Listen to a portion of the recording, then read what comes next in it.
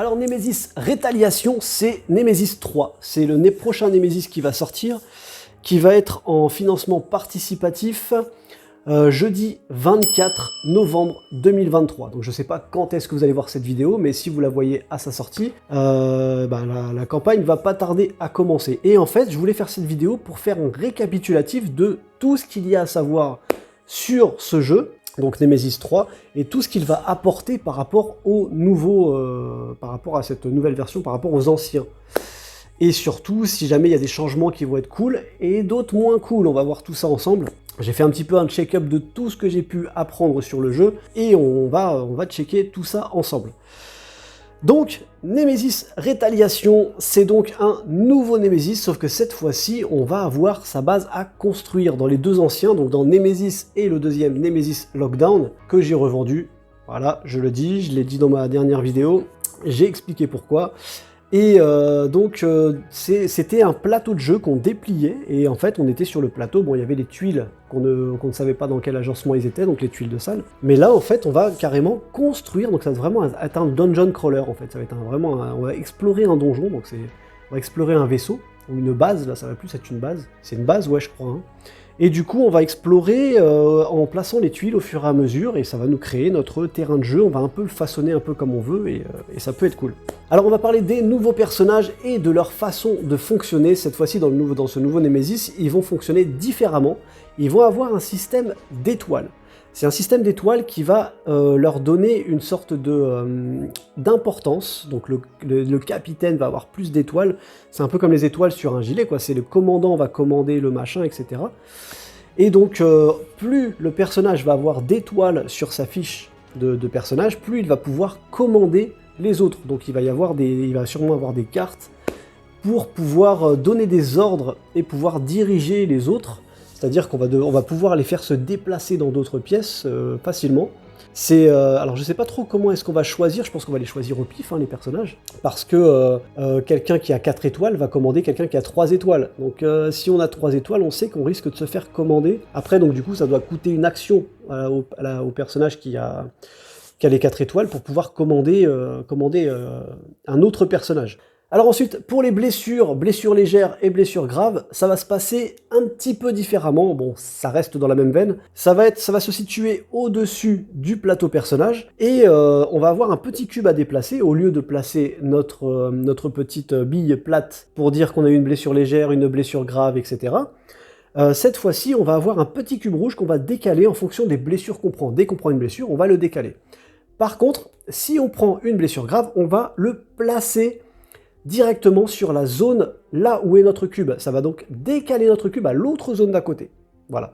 Ce qui fait qu'on va perdre ensuite les blessures graves. Ça fait à peu près le même principe que dans le 1 et dans le 2, en fin de compte, pour les blessures. Mais on va avoir au niveau visuel, on va décaler le cube. Ce qui fait que si on enlève, d'après ce que j'ai compris, si on enlève la carte de la blessure grave, le cube qui était décalé dans la section qui suivait à côté, en fait, va revenir de 2 cases, je crois, quelque chose comme ça, ou au moins, il va revenir à la fin de la section d'avant. Donc c'est un peu compliqué à comprendre comme ça, mais apparemment, on va pas regagner sa vie si facilement.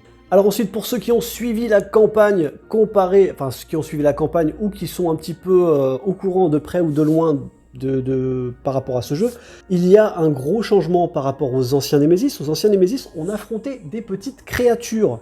On affrontait des créatures uniques. Ici, on avait par exemple un adulte qui arrivait. Voilà, on avait un adulte qui arrivait. Désormais, ça sera des hordes. Voilà, ça sera des hordes. Donc, ça sera des hordes il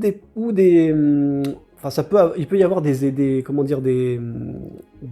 intrus unique, mais il peut y avoir des hordes qui arrivent, c'est-à-dire qu'il y aura 2-3 intrus qui vont arriver d'un coup, et là ça va changer pas mal de choses. Alors apparemment au niveau des armes, on aura des armes plus puissantes, puisque là ça va être vraiment pour pouvoir tout défourailler, donc les armes seront quand même plus puissantes que dans les autres Nemesis. Ce qui fait que je me pose une question sur Beaucoup de monde s'est posé des questions sur les forums et tout, sur la compatibilité avec les autres Nemesis, puisqu'en fin de compte, ils essayaient de faire en sorte que tous les Nemesis soient compatibles entre eux, est-ce que ce Némésis Rétaliation sera compatible avec les anciens Némésis? Ou alors plutôt, mais ça je pense que peut-être que oui, il va y avoir un moyen d'adapter les anciens personnages aux nouveaux pour pouvoir y arriver sur Rétaliation.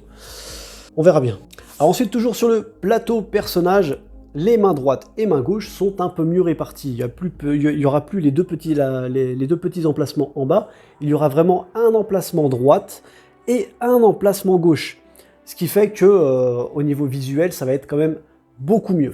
Alors ensuite, quelque chose qui change complètement par rapport aux anciens Némésis, c'est qu'il n'y aura plus le plateau intrus avec les points faibles à découvrir, donc il n'y aura plus de jetons cadavres. Quand on va tuer un alien, il va être éliminé complètement, il n'y aura plus le petit jeton cadavre qui va apparaître. Je crois qu'il n'y aura plus de jetons personnage non plus, ce qui fait qu'il n'y aura plus cette gestion de récupérer un jeton cadavre et de devoir l'emmener pour l'analyser, pour essayer c'est dommage qu'ils aient perdu peut-être ce côté d'analyse des intrus, moi j'aimais bien ce côté-là. Donc je sais pas comment ça va se goupiller, mais apparemment il est un petit peu plus bourrin cette fois-ci que les anciens Némésis. À voir ce que ça va donner. Mais voilà, et donc du coup, il y a quand même des œufs, il y a les œufs toujours qui sont conservés, je sais pas trop comment est-ce qu'ils vont mettre en place les œufs, mais je pense que ça va être la reine qui va tout, je sais pas, je pense que il va falloir trouver les œufs, on va les mettre dans le nid directement quand on va le découvrir, à mon avis, il va y avoir quelque chose comme ça. Voilà, donc on perd ce plateau intrus, qui faisait un peu le sel des anciens Némésis, et il n'y aura plus du tout de jetons cadavres. Alors ensuite, on va avoir un petit sac à dos personnel, donc ça va être un petit porte-carte vertical. On avait ça dans les anciens Némésis, c'était cette petite réglette ici, qui servait à positionner les cartes, donc des objets qu'on avait récupérés, et on pouvait les utiliser en tant qu'action, pouvoir utiliser une carte pour pouvoir se soigner, ou lancer une grenade, ou quoi que ce soit. On va pouvoir faire pareil, sauf que là, le petit porte-carte va être vertical, et ça va être notre sac à dos. Il va y avoir une règle particulière avec ce sac à dos, c'est qu'on on ne va pouvoir utiliser que la première carte qu'on voit visible. Les autres cartes qui sont derrière, en fin de compte, c'est comme si elles étaient au fond du sac à dos. Donc on va pouvoir utiliser cette carte-là, mais on va pouvoir utiliser une action pour réorganiser nos cartes. Donc on va devoir, en fait, c'est un peu logique, en fin de compte. Ça fait que sur le champ de bataille, on va pas pouvoir fouiller dans notre sac à dos, prendre ce qu'on veut. Voilà. Ce qui fait que on va pouvoir, en fait, juste uniquement prendre l'objet qui est disponible, donc on a mis de côté, et il faudra faire une action spéciale pour réorganiser notre sac à dos. Voilà. Et si on prend la première carte, donc une fois qu'on utilise l'objet, qu'on prend la première carte du truc, on peut en même temps réorganiser les cartes. Ça nous permet de prendre l'objet, et comme ça, le prochain objet, c'est le prochain objet disponible. Donc voilà. Thématiquement, je trouve ça plutôt cool. Ça donne, ça a l'air intéressant à jouer, donc on va voir ce que ça va donner, en jeu, mais ce petit changement-là, moi je suis pour. Alors ensuite, on va voir une gestion de l'oxygène. Et oui, cette fois-ci, on va gérer notre oxygène, donc on va avoir une petite molette sur le côté du plateau personnage qui va représenter notre jauge d'oxygène, puisque la base, en fin de compte, va être amenée à être dépressurisée, donc il ne va pas y avoir d'oxygène. Et à l'instar de Nemesis Lockdown, ils ont repris ce principe-là, le principe de l'électricité finalement. Il va falloir remettre l'oxygène. Alors je ne sais pas trop comment est-ce que ça va être fait exactement? Est-ce qu'il va y avoir une salle avec un jeton à retourner. Il va y avoir une salle spéciale avec un jeton à retourner pour pouvoir remettre l'oxygène dans la base. Mais il y aura possibilité, par contre, ça c'est très bien, et ça je trouve qu'ils auraient peut-être dû le faire dans Nemesis Lockdown, de trimballer je sais pas moi, des générateurs sur nous, des trucs, des batteries, pour pouvoir alimenter des salles par exemple, quelque chose comme ça. Parce que là, on va pouvoir se promener des bonbonnes d'oxygène et pouvoir se recharger en oxygène nous-mêmes. Donc ça, c'est plutôt pas mal, mais ça sera bien sûr limité et apparemment, ça sera pas si facile que ça. Donc on dirait une sorte de mix entre Deep Madness et Nemesis Lockdown. Est-ce que le créateur du jeu aurait pas joué un peu à Deep Madness? Puisque là, du coup, il y aura cette fameuse jauge d'oxygène qui va nous obliger à jouer différemment aussi. On va voir comment ça va se passer, mais ça a l'air plutôt intéressant. Du coup, on se retrouve finalement dans une base qui est complètement dépressurisée, et il va falloir donc jouer avec cet oxygène. Alors ensuite, sur la gauche de notre plateau personnage, on va avoir une ceinture tactique. Et là, on va pouvoir, ça va être une sorte de ceinture comme à la Rambo, là. On va pouvoir y glisser tout un tas d'objets, des bonbonnes d'oxygène, on va pouvoir y glisser des grenades. Et ça va être plutôt cool parce qu'on va pouvoir les utiliser justement en cours de jeu sans que ça soit des cartes. On va pouvoir les récupérer. Alors on peut les récupérer apparemment dans le sas d'arrivée. Là où on vient d'arriver, il y aura une il y aura une carte où dessus il y aura du stock. En fin de compte, on arrive avec une sorte de caisse de ravitaillement. Il y a le stock, donc il faut aller là-bas pour se ravitailler notre ceinture tactique. À voir si après on peut en récupérer un petit peu partout dans la base. Mais ça a un petit côté intéressant puisque du coup ça nous donne un petit truc en plus. Plutôt que d'avoir que des cartes, et ben là cette fois-ci on aura des petits jetons à mettre dans les emplacements qui font que on aura toujours ça sur nous et on pourra les utiliser à l'instant T. Voilà, quand on en aura envie, on pourra les utiliser, et ça c'est plutôt pas mal, parce que du coup ça laisse une petite sortie de secours, parce que quand j'ai vu cette histoire d'oxygène, j'ai eu un petit peu peur, je me suis dit, oula, là ça fait pas comme Deep Madness, où quand on sort d'une salle par exemple oxygénée, je sais pas, il y aura peut-être des salles qui seront toutes oxygénées, et voilà. J'ai pas encore tout à fait compris comment fonctionnait l'oxygène de la base. Est-ce que c'est toute la base qui est vide d'oxygène, ou alors, et après quand on l'alimente, c'est toute la base qu'on alimente, ou est-ce que c'est certaines salles? Donc voilà, à voir. Mais en tout cas, très bienvenue cette histoire de ceinture tactique. Alors au début du jeu, quand on commence, on arrive sur la première tuile, c'est la tuile zone d'atterrissage, sur laquelle on vient d'arriver. Dès qu'on commence le jeu, on y installe tout de suite 3 couloirs, voilà, qui vont nous donner 3 opportunités. On peut aller là où on veut, dans le secteur qu'on veut, parce que finalement ça va se séparer en secteurs, je vais en parler juste après. Mais du coup, on va avoir un principe dès le début de 3 chemins par lesquels on doit aller. Voilà.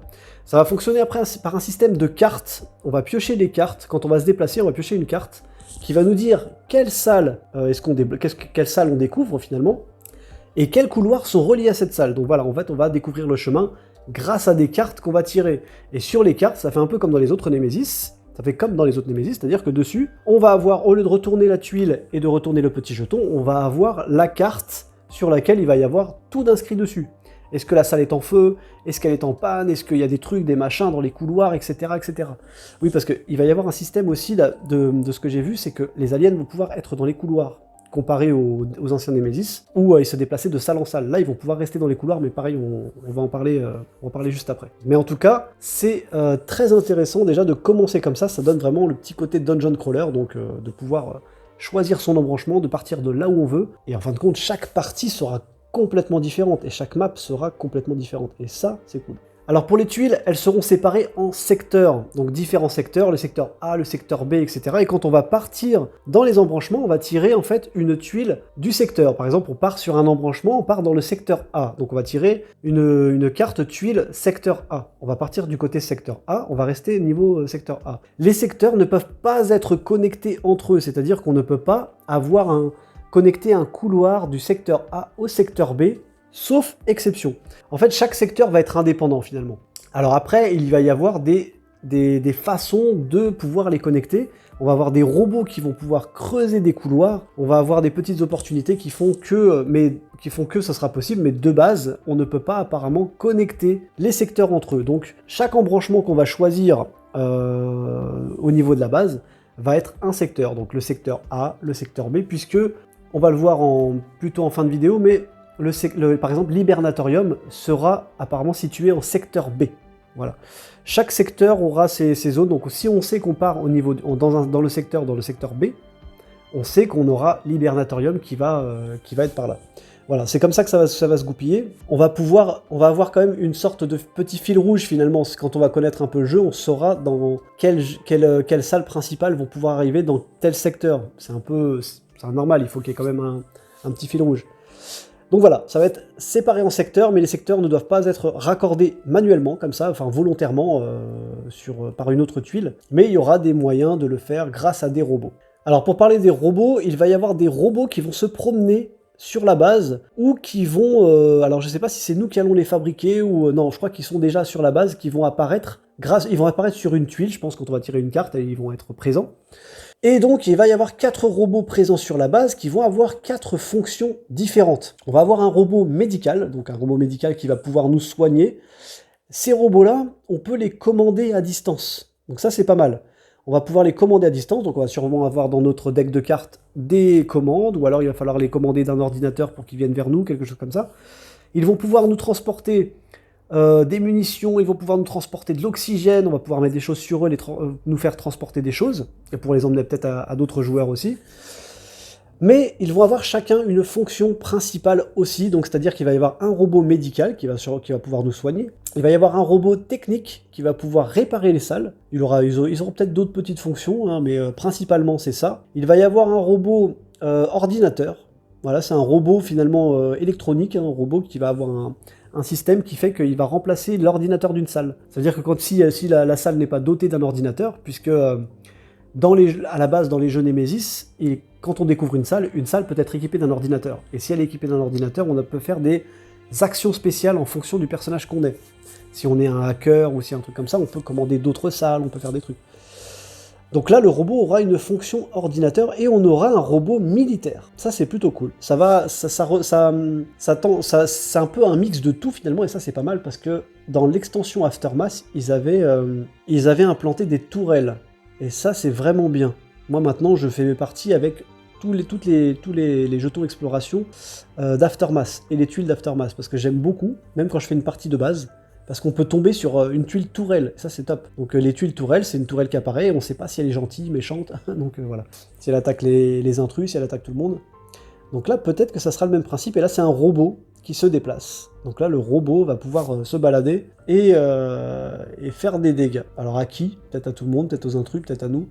Donc voilà. Donc ça c'est plutôt pas mal, c'est bien vu ce système de 4 robots qui se promènent dans la base, à voir comment ça va se goupiller en jeu. Alors ensuite, pour les couloirs, dans les anciens Nemesis, les couloirs avaient des numéros. Voilà, des numéros, ce qui fait qu'on devait lancer un jet de bruit, là où on entendait du bruit, c'est-à-dire qu'on arrivait dans une pièce, quand on arrive dans la salle, on lance le jet de bruit, et en fait on a des couloirs qui portaient par exemple un couloir numéro 1, un couloir numéro 2, un couloir qui s'appelle numéro 3-4 par exemple. On lance le dé, si on fait 4, eh ben on met un pion bruit dans le couloir 4, c'est là où on a entendu du bruit. Là, les couloirs vont pouvoir avoir plusieurs fois le même numéro. Ils pourront tous avoir le même numéro, c'est-à-dire que si on arrive dans une salle et que tous les couloirs adjacents, les 3 couloirs adjacents ont le numéro 1, et ben on va mettre un jeton bruit dans tous les couloirs. Et là c'est vraiment problématique, parce que si jamais on refait un jet de bruit et qu'on refait le jeton 1, le numéro 1, eh bien là on est sûr qu'il y a un ennemi qui apparaît, sauf que comme c'est 3 couloirs de numéro 1, eh bien il y aura 3 ennemis qui vont arriver. Mais il n'y aura pas un ennemi par couloir, il y aura 3 ennemis dans un couloir, un seul couloir. On va choisir un couloir, je crois qu'on le choisit, hein.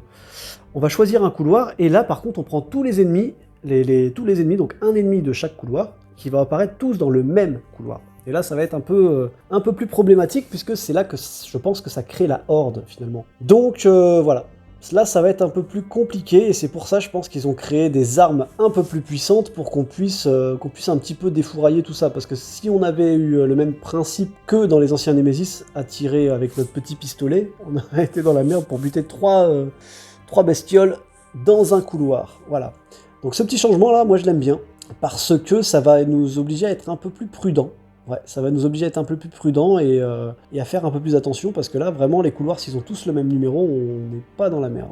Alors ensuite, je vais passer sur des petites nouveautés, des fois assez rapidement, comme le pion de sécurisation. On va avoir un pion de sécurisation, on va pouvoir sécuriser une pièce, qui fait que on va pouvoir se protéger des attaques surprises. Donc dans les Nemesis, on avait les attaques surprises. Ce qui faisait qu'un monstre, quand il arrivait, quand on pioche son jeton, si le chiffre derrière est supérieur au nombre de cartes qu'on a en main, eh ben il nous fait une attaque surprise, donc il nous attaque tout de suite. Si jamais on a mis un petit jeton dans la salle de protection, eh ben du coup on a une sorte de protection, je sais pas, ça doit créer une sorte de halo magnétique qui fait que bam, ça fait une sorte de petite protection dans la salle, et ce qui fait qu'on ne se prend pas d'attaque surprise. Autre particularité que les personnages ont, ils vont avoir des capacités pour pouvoir sécuriser des couloirs. Donc on va pouvoir sécuriser des salles, mais on va pouvoir sécuriser des couloirs. Sécuriser des couloirs, ça va être intéressant, parce qu'on va carrément enlever le numéro du couloir. On va prendre le couloir, on va le retourner sur sa face, sur l'autre face, et sur l'autre face, il n'y a pas de numéro. Ce qui fait que aucun ennemi ne peut arriver par ce couloir-là. Donc aucun ennemi ne peut apparaître par ce couloir-là. Alors thématiquement, je sais pas trop ce que ça représente, mais on peut avoir, je sais pas moi, mis comment dire, électrifier les murs, et du coup ils peuvent pas apparaître par ces couloirs-là. Par contre, ils pourront toujours les traverser. Voilà, ils pourront toujours nous suivre par ces couloirs-là, ils pourront toujours aller se balader, mais ils ne pourront plus apparaître par ces couloirs, puisque ces couloirs n'auront plus de numéros. Et ça, c'est plutôt intéressant aussi comme technique. Il va y avoir des stratégies intéressantes à faire dans ce jeu, je pense. Alors ensuite, au niveau des attaques, on en aura deux différentes. Comparé aux anciens Nemesis, dans lesquels on avait juste l'action tir de base, bah là on aura deux actions pour tirer. On aura une action de tir vers une cible, donc on pourra cibler et tirer, et on aura une action de tir divisé. On va pouvoir diviser notre attaque pour pouvoir attaquer plusieurs ennemis en même temps. Ça sera uniquement utilisable pour des attaques dans les couloirs. Quand on va tirer dans un couloir, on va pouvoir utiliser cette action de tir divisé, puisque c'est là que les hordes finalement vont se concentrer dans les couloirs pour pouvoir défourailler tout le monde dans un couloir. Donc du coup, il y aura deux dés différents. Cette fois-ci, le dé rouge d'attaque de tir normal, ce n'est plus un dé 6, c'est un dé 8 rouge. Dessus, il va y avoir plusieurs faces. Il va y avoir une face tête de mort, grâce à laquelle l'ennemi est éliminé directement. Voilà. Il y aura une face avec un chargeur dessus, qui fait qu'on va devoir défausser un chargeur. Donc je pense que c'est parce qu'on aura fini notre chargeur, on a perdu un chargeur, je sais pas, mais en tout cas, on doit défausser un chargeur. Et on aura donc les chiffres qui vont faire des dégâts aux ennemis. On va parler de la façon dont les ennemis subissent des dégâts, parce que c'est différent aussi dans ce Nemesis Retaliation, la façon de fonctionner. Et donc, ça c'est pour le tir normal. Maintenant, pour le tir divisé, il va y avoir un autre dé. Voilà. Il va y avoir un autre dé, donc c'est un dé violet, à 6 faces cette fois-ci, qui va en fait, si vous voulez, symboliser le fait qu'on attaque un ennemi et qu'on puisse toucher d'autres ennemis en plus. Il va y avoir des petites faces avec des plus qui font qu'on va faire des dégâts en plus à d'autres ennemis autres que la cible qu'on a visée. Donc voilà, ça va être un fonctionnement un peu différent. Voilà, un peu différent. Comment est-ce qu'on va s'organiser ? Quelle cible on va viser, parce qu'ils vont forcément avoir chacun des dégâts. Et donc, voilà, on va sûrement faire viser une cible, et il va y avoir plus un certain nombre de personnes qui vont d'autres victimes, quoi. Voilà, donc c'est un dé qu'il va falloir apprivoiser, parce que j'ai pas compris toutes les phases de ces plus. Là, il y a un plus, point d'exclamation, il y a des... Faudra voir. Voilà, faudra voir. Là, je pense que... Ouais.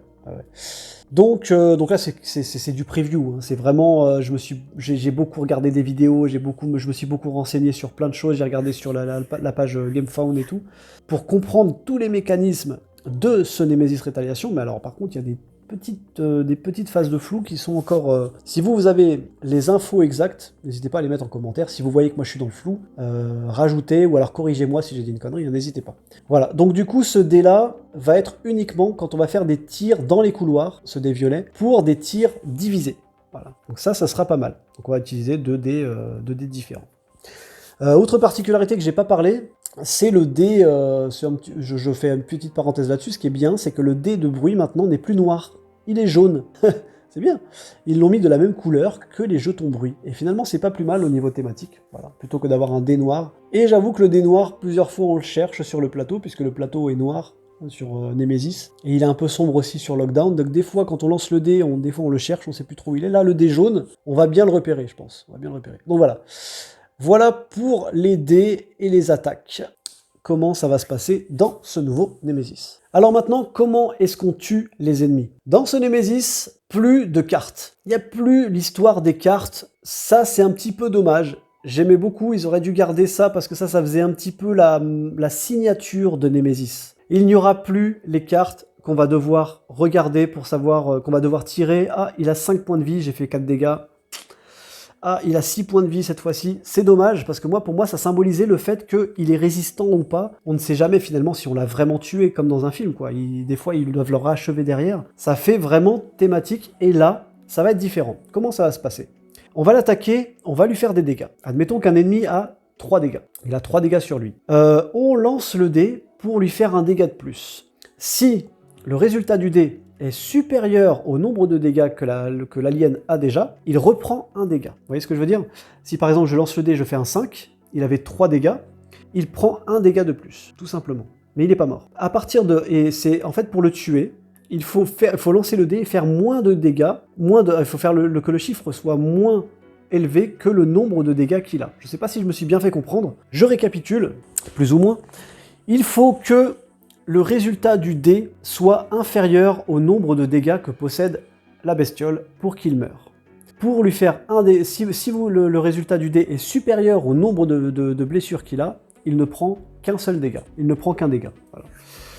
Donc c'est comme ça maintenant que ça va se passer, sauf avec la reine. Mais ça, on va le voir après. La reine, ça va être très très dur de la battre. Ça va être très très dur de la battre, la reine. Là, ça va être compliqué. Ce qui fait que je pense qu'ils vont proposer des extensions par la suite, parce que les extensions des anciens seront sûrement pas compatibles avec ça. Je pense que Rétaliation va être très très difficilement compatible avec les anciens, et les anciens vont être très très très difficilement compatibles avec Rétaliation, voire pas du tout. Donc voilà pour les attaques et comment tuer une bestiole. Alors maintenant on va parler de la reine. La reine a un fonctionnement assez spécial et c'est assez bien foutu, mais en même temps ça va être très très dur de la buter, la reine. Ça va être très très très compliqué. Déjà, comparé aux anciens Némésis, on ne met pas le jeton reine tout de suite dans le sac. Donc en début de jeu, on le met pas tout de suite, il y aura un événement qui fera que on le mettra dans le sac.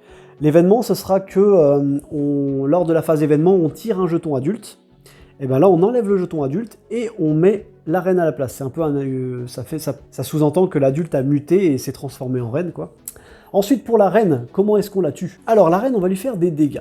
Sauf que la reine va avoir son propre deck de cartes. Elle va avoir son propre deck de cartes et on va regarder à chaque fois. On va mettre. Il faut la tuer 5 fois finalement. Il faut l'éliminer 5 fois. La première carte, on va regarder quand on va lui faire des dégâts. Combien est-ce qu'elle a de points de vie? Si elle a 4 points de vie, il faut qu'on lui fasse 4 dégâts. Dès qu'on l'a éliminée, on enlève la carte et on retourne une nouvelle carte. Donc ça va être assez compliqué de la tuer. Elle a son propre deck vraiment à elle, ce qui fait que... après, moi, je reviens là-dessus, c'est que c'est un peu dommage parce que ils avaient quand même trouvé le bon compromis avec les anciens Némésis, parce que les anciens Némésis, pour battre la reine et les hybrides, par exemple, il fallait tirer 2 cartes et additionner les chiffres. C'était pas mal. Sauf que là, bon, du coup, il faudra la tuer 5 fois, puisqu'à chaque fois, on va retourner une carte. On va regarder à chaque fois combien de vie elle a. On va remettre les cartes, et dès qu'on la tue une fois, dès qu'on l'a éliminée une fois, on prend ce deck de 5 cartes, on enlève une carte, définitivement du paquet, il en reste plus que 4, on remélange, on repose le paquet, et là, elle revient.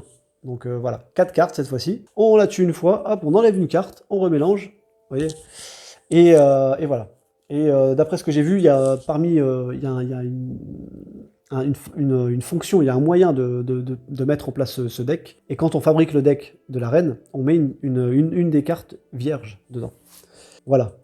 Alors ensuite, pour les cartes objectifs, puisque c'est un jeu semi-coop, je le rappelle, c'est un jeu dans lequel on peut jouer coopératif, donc tous ensemble pour accomplir une mission, ou alors on peut jouer en semi-coopératif, donc tous ensemble pour accomplir une mission, mais chacun sa mission personnelle à faire.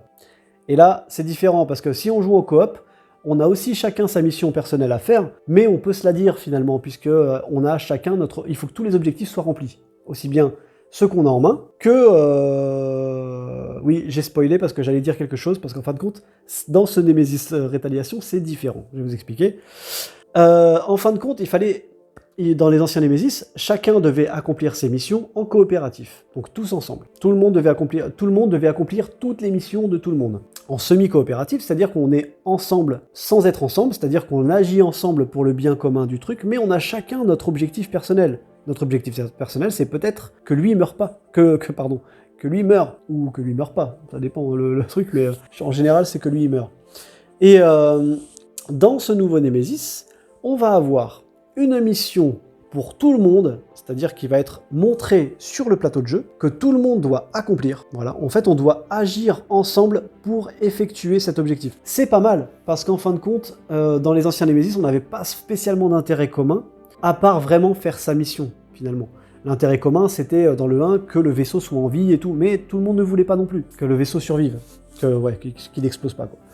Et dans celui-là, on va avoir une carte objectif pour tout le monde, qu'on va poser face visible sur le plateau de jeu, que tout le monde va devoir accomplir, donc on va devoir tous faire en sorte d'accomplir cette mission, mais en même temps, on va avoir notre objectif personnel à faire. Donc, soit on sera en coopératif, pareil, et on va devoir accomplir toutes nos missions, soit on va être en semi-coopérative, donc chacun pour soi, finalement, plus avec l'obligation d'accomplir la mission qui est commune à tous. Ça, c'est pas mal qu'il y ait une mission commune à tous, parce que ça donne un objectif commun avec en plus notre objectif personnel. Et ça, je trouve ça cool. Ça va être un gros changement, et au niveau des stratégies, ça va être assez compliqué, parce que on va se dire, si par exemple il faut qu'on tue 3 œufs, on va se dire, ah bah tiens, vas-y, tiens, tue les œufs, moi j'arrive, je viens t'aider pour tuer les œufs et tout, ouais d'accord, mais mon objectif à moi, c'est peut-être que lui meurt. Donc, est-ce que je vais peut-être faire semblant d'aller l'aider, et puis finalement l'enfermer dans une pièce, et puis elle sera en feu, je sais pas. Donc il y aura quand même pas mal de stratégies à faire, ça va être assez intéressant. Ouais. Et donc aussi la petite particularité, c'est que notre objectif personnel, comme dans tous les Némésis, on en a 2 en début de partie. Dans les anciens Némésis, donc dans le 1 et le 2, on devait se défausser d'un des deux objectifs. On devait se défausser d'un des 2 objectifs quand le premier alien apparaît. Voilà. Sauf que là, on peut se séparer de notre premier objectif quand on veut. Dès qu'on le fait, on a le droit de piocher 4 cartes dans notre deck. Okay, et on descend un petit curseur qui fait que le prochain qui va se séparer de son deuxième objectif ne va plus piocher que 3 cartes en plus dans son deck. Donc ça, on peut le faire, en fait, si vous voulez, c'est bien, c'est pas mal au niveau stratégique aussi, parce que ça peut nous servir à nous ravitailler en cartes, du coup. Et en même temps, on fait notre choix de notre objectif commun, personnel. Donc le deuxième joueur va se défausser de son objectif personnel et il pourra piocher 3 cartes de son deck. Si on est à 3, le troisième joueur, ah merde, bah moi aussi, ou alors il le fait pas maintenant, il le fait peut-être dans 3 tours. Il se défaussera de son deuxième objectif personnel, mais il ne pourra piocher que 2 cartes. Voilà, et ça se déduit comme ça. Donc c'est pas mal d'avoir la petite tension, de se dire tiens, je vais être le premier à me séparer de mon deuxième objectif personnel, donc celui que je ne ferai pas finalement, et je vais piocher mes 4 cartes. Voilà. Et ça, je trouve que c'est pas mal aussi au niveau stratégique. Il y a des choses intéressantes à faire. Et enfin, pour terminer cette vidéo, on va parler des façons de gagner, finalement, c'est-à-dire des façons de s'échapper de la base. Et après, tout va dépendre, je pense, des objectifs. Je pense qu'ils auront varié les objectifs. Je pense pas que ça sera les mêmes. Peut-être qu'il y aura des objectifs un peu particuliers, je sais pas moi. Enfermer quelqu'un dans l'armurerie, ça peut être marrant, ça. Ou bref. Donc, non, c'est con ce que j'ai dit. Et donc, il y a 2 façons de s'échapper de la base. Enfin, 2 façons de survivre. Voilà. Les 2 façons de survivre, la première, c'est un avion qui va venir vous chercher. Donc, une navette qui va venir vous chercher. Cette navette, elle va être sur une piste et elle va avancer tout doucement. Donc, comme les pistes la piste de temps dans les autres Némésis, mais cette fois-ci, c'est un avion qui va se déplacer et qui va arriver à la 10e case à côté de la zone d'arrivée, de la zone d'atterrissage. Ce qui fait qu'on va devoir retourner à la zone d'atterrissage pour embarquer dans cet avion. Alors je ne sais pas s'il n'y en aura qu'un ou s'il y aura plusieurs passages, je pense qu'il y aura plusieurs passages, puisque la particularité, c'est qu'il faut surtout faire attention que les attaques anti-aériennes ne soient pas activées, qu'elles soient désactivées. Sinon, elles vont automatiquement abattre l'avion. Voilà, ça c'est le petit côté négatif. Je regrette juste, d'après ce que j'ai vu, même dans l'édition premium de Némésis, parce qu'il va y avoir 2 versions de Némésis, une version avec des standees pour tous les personnages et tous les monstres, donc juste des petits cartons qui va coûter moins cher, et une version avec tout en plastique, donc avec les figurines en 3D, que ce soit les ennemis, que ce soit tout. Je regrette juste qu'ils n'aient pas implanté le petit avion en 3D, ils n'aient pas fait tout en 3D, tout ce qui était possible. Bon, ça aurait coûté peut-être un petit peu plus cher, mais bon, moi je me les ferai par la suite. Donc il y a ces 2 façons de survivre. La première, s'enfuir en avion, donc toujours à condition que les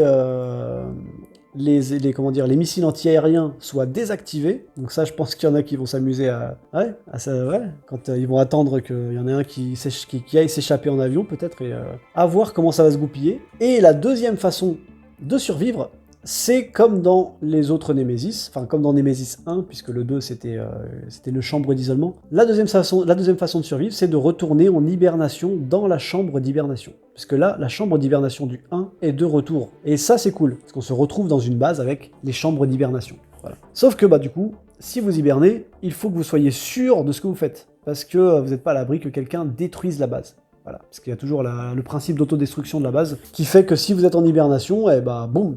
Et du coup, Et du coup, que vous soyez en hibernation ou pas, l'hibernatorium, il pète. Donc vous êtes mort. Ouais. Donc voilà, à voir. Donc il y a deux possibilités. Dommage qu'ils en aient pas rajouté une petite troisième. Je sais pas, moi, j'ai pas trop d'idées. Donc voilà, ça ce sont donc pour cette fin de vidéo. C'était donc pour parler donc des deux façons de s'échapper.